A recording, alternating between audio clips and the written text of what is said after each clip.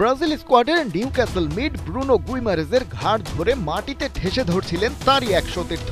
ব্যাপারটা ফার্স্ট নোটিসে অদ্ভুত দেখাতে পারে, তবে পুরো সিচুয়েশন বুঝলে ধরা যায় ওটা ছিল বাহবা দেয়ার একটা ধরন। ইকুয়েডরের বিপক্ষে ম্যাচের শেষ বেলায় পড়িমড়ি করে প্রতিপক্ষের একটা অ্যাটাক থামিয়েছেন গুইমারেজ, তাই বাহবা মিলেছে কিপার অ্যালিসন বেকারের কাছ থেকেও। আর একটু হলেই যে বেকার হয়ে যেত ম্যাচে ক্লিনশিট ধরে রাখার তার এতক্ষণের চেষ্টা।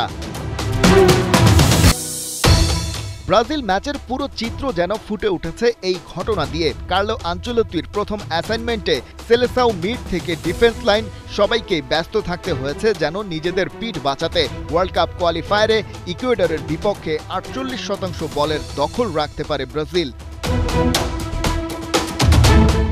ইকুয়েডরের অর্গানাইজ ডিফেন্স ভাঙতে পারেনি আনচেলোত্তির দল। নয়া কোচের ফার্স্ট ম্যাচেই গোলশূন্য ড্র ইতালিয়ান মাস্টার মাইন্ডকে নিশ্চিতভাবেই চাপে ফেলে দিয়েছে। বল পজিশনে পিছিয়ে থাকলেও গোলের সুযোগ বেশি তৈরি করেছে ব্রাজিলিয়ানরাই, কিন্তু সেই সুযোগগুলো ক্যাপিটালাইজ করতে পারেনি।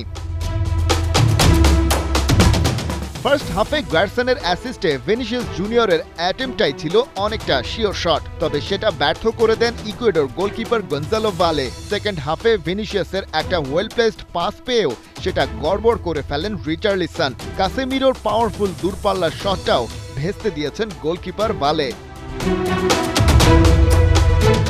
এই ড্রয়ে 1 পয়েন্ট নিয়ে মোট 24 পয়েন্টের মালিক হয়েছে ইকুয়েডর। তাতে কোয়ালিফাই করার আরও কাছে চলে গেছে তারা। কনমেবল বাছাইয়ে আছে 2 নম্বরে।